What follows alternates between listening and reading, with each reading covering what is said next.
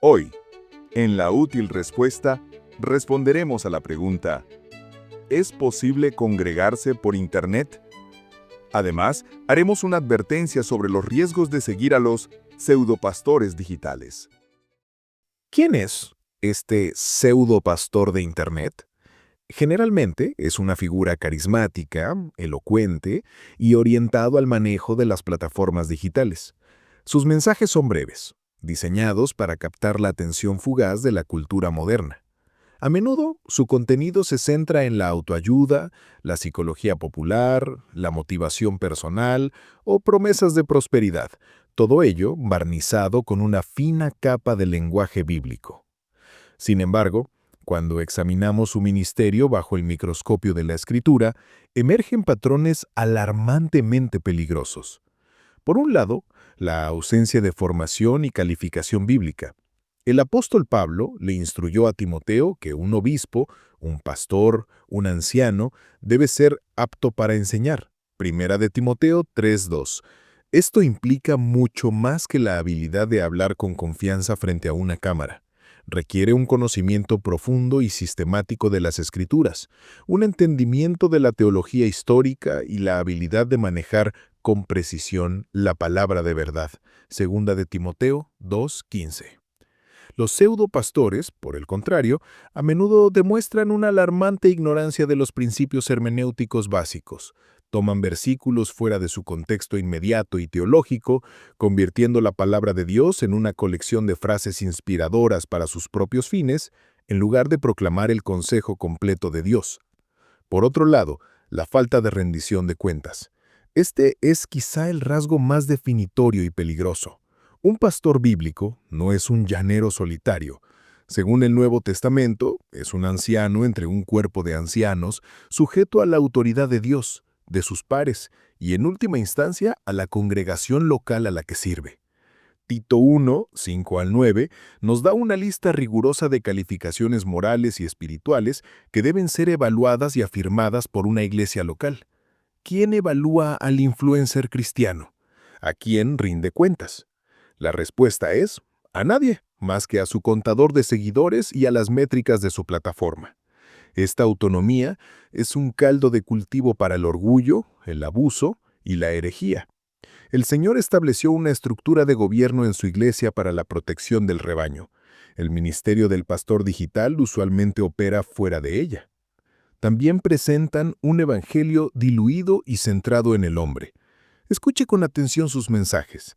El tema central es la santidad de Dios, la depravación del hombre, la obra sustitutiva de Cristo en la cruz, el arrepentimiento del pecado y la fe salvadora, o es más bien sobre cómo alcanzar tu potencial, 5 pasos para ser feliz o declarar tu victoria. El verdadero evangelio es ofensivo para el hombre natural, porque lo confronta con su pecado y su absoluta necesidad de un Salvador. El falso evangelio del pseudo pastor apela al ego, promete soluciones fáciles y evita la dura palabra de la cruz. Pablo advirtió a Timoteo, porque vendrá tiempo cuando no sufrirán la sana doctrina, sino que teniendo comezón de oír, se amontonarán maestros conforme a sus propias concupiscencias. Las redes sociales son el anfiteatro perfecto para esta comezón de oír. Ahora bien, antes de continuar, hagamos una distinción importante sobre el pastor fiel versus el pastor influencer. Debemos entender que estas observaciones no van dirigidas al pastor auténtico y fiel que, firmemente anclado en su ministerio en una iglesia local, emplea las redes sociales como un medio secundario para extender el mensaje de la verdad de Dios. Hay hombres de Dios piadosos, calificados y responsables ante un cuerpo de ancianos cuyo ministerio primario es el púlpito y el cuidado pastoral de su grey, que utilizan estas herramientas para alcanzar a más almas con el Evangelio o para edificar a los santos más allá de las paredes de su edificio. Su presencia en línea es una extensión de un ministerio legítimo y terrenal, no un sustituto de él. A estos hombres los celebramos como sabios mayordomos de los recursos que Dios ha provisto en nuestra era. Esta advertencia se dirige a personas muy diferentes y peligrosas. El influencer cristiano, que es, en esencia, un individualista. Es el hombre que, con un supuesto celo por la verdad, se erige a sí mismo como apologeta y maestro sin poseer ningún tipo de conocimiento serio y sistemático de las Escrituras, sin formación y, lo más importante, sin la sumisión y rendición de cuentas a una iglesia local. Estos son los que construyen una plataforma personal, a menudo atacando los errores más obvios para ganar credibilidad, pero carecen de la profundidad teológica, la humildad y el carácter examinado que solo se forjan en el crisol de la vida y el servicio en la iglesia local. Su autoridad no proviene de un llamado de Dios afirmado por la iglesia, sino de la cantidad de seguidores y la popularidad de sus publicaciones. A este fenómeno, el del llanero solitario doctrinal, es al que nos referimos como el pseudo pastor de Internet. Habiendo hecho esta claridad, continuemos. La antítesis y el antídoto para el veneno del pseudo pastor digital es la gloriosa institución que Cristo mismo fundó y por la que derramó su sangre, la iglesia local. La arrogancia del hombre moderno le hace creer que puede mejorar el diseño de Dios, pero la iglesia local no es una opción en la vida cristiana, es el contexto divinamente ordenado para ella. Consideremos lo que la iglesia local es y hace, y que un ministerio virtual jamás podrá replicar. Primero, es un cuerpo vivo y relacional. La metáfora predominante de la iglesia en el Nuevo Testamento es la de un cuerpo. Primera de Corintios 12, 12 al 27. Somos miembros los unos de los otros, conectados, corporativos. Esto implica una vida en comunión, tangible y presencial. Nos regocijamos con los que se regocijan y lloramos con los que lloran. Romanos 12:15. Llevamos las cargas los unos de los otros. Gálatas 6:2. Nos amonestamos y exhortamos mutuamente. Colosenses 3:16. Estas no son funciones que puedan ser delegadas a un avatar digital o a una sección de comentarios. Requieren proximidad, conocimiento personal y compromiso sacrificial. Segundo, es el ámbito de las ordenanzas. Cristo dejó a su iglesia dos ordenanzas físicas y simbólicas: el bautismo y la cena del Señor. El bautismo es una inmersión pública en agua que testifica de la unión de un creyente con Cristo en su muerte y resurrección. Romanos 6, 3 al 4. La cena del Señor es una participación comunitaria en el pan y la copa, proclamando la muerte del Señor hasta que Él venga. Primera de Corintios 11:26. Ambas son, por naturaleza, actos corporativos y físicos de una asamblea reunida.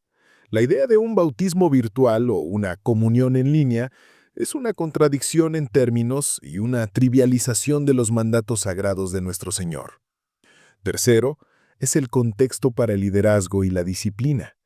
Hebreos 13:17 ordena: «Obedeced a vuestros pastores y sujetaos a ellos, porque ellos velan por vuestras almas como quienes han de dar cuenta». ¿Quién es vuestro pastor? No es una celebridad a miles de kilómetros a la que usted sigue en Instagram. Es un hombre calificado por Dios, llamado por su congregación, que conoce su nombre, su familia, sus luchas y sus gozos. Es el hombre que estará a su lado en el hospital, que oficiará la boda de su hijo y que predicará en el funeral de sus seres queridos. De igual manera, la disciplina eclesiástica, diseñada para la restauración del pecador, Mateo 18, 15 al 17, es imposible fuera de una comunidad de creyentes comprometidos y conocidos. Cuarto, es columna y baluarte de la verdad. Primera de Timoteo 3:15. Es la responsabilidad principal de la asamblea local, bajo el liderazgo de pastores fieles, el preservar, proteger y proclamar la sana doctrina de una generación a la siguiente. Un individuo en Internet, no importa cuán popular sea, no puede usurpar esta función sagrada. Con todo esto en mente, debemos responder a la pregunta crucial: ¿es posible congregarse a través de Internet? La respuesta, basada en el testimonio abrumador de la Escritura, es un rotundo no. La palabra griega para iglesia es eklesia, que significa una asamblea o los llamados afuera. Implica una reunión, un congregarse físico. El mandato en Hebreos 10:25, no dejando de congregarnos, como algunos tienen por costumbre, sino exhortándonos, se refiere a la reunión física de los santos. Ver una transmisión en línea, por muy edificante que sea el sermón, no es congregarse, es consumir contenido. La adoración corporativa no es un espectáculo para ser observado, sino un sacrificio de alabanza para ser ofrecido en conjunto. La tecnología, como mencionamos, es una herramienta. ¿Puede ser usada para bien? Por supuesto. Para el creyente anciano o enfermo que no puede salir de su hogar, una transmisión en vivo de su propia iglesia local es una bendición inmensa que lo mantiene conectado con su rebaño. Para el misionero en un campo aislado o para el creyente en una nación en donde la iglesia es perseguida, el acceso a sermones y recursos teológicos sólidos a través de Internet es un regalo de la providencia de Dios. En estos casos, la tecnología es un suplemento valioso, un recurso secundario cuando la participación primaria es imposible. El peligro surge cuando el suplemento se convierte en el sustituto. Cuando un creyente sano y con acceso a una iglesia fiel elige la comodidad de su sofá y el menú a la carta de los predicadores de YouTube, en lugar del compromiso, el servicio y la sumisión que exige la membresía en una iglesia local, esto no es piedad, es una desobediencia al claro mandato de Dios y un desprecio por el cuerpo de Cristo. No nos dejemos seducir por las sirenas de la popularidad digital. No cambiemos el alimento sólido de la exposición bíblica fiel en una iglesia local por la comida chatarra espiritual de los videos virales. Pongamos a prueba los espíritus. Amados, no creáis a todo espíritu, sino probad a los espíritus si son de Dios, porque muchos falsos profetas han salido por el mundo. Primera de Juan 4:1. Examina lo que oyes. ¿Exalta a Cristo o al hombre? ¿Conduce a la santidad o a la autogratificación? ¿Es fiel al contexto de la Escritura o lo tuerce para sus propios fines? Debemos buscar una iglesia donde la palabra de Dios sea predicada de manera expositiva, donde los líderes sean hombres calificados según la Escritura, donde el Evangelio sea claro y donde se espere que tengamos comunión, servicio y crecimiento junto a otros creyentes. Podemos aprovechar los buenos recursos en línea como un complemento para nuestro crecimiento, pero nunca como un reemplazo de la comunión de los santos. Que Dios nos dé la gracia de valorar su iglesia como Él la valora y de permanecer firmes en la verdad frente a toda ola de doctrina engañosa. A Él sea la gloria en la iglesia en Cristo Jesús por todas las edades, por los siglos de los siglos. Amén.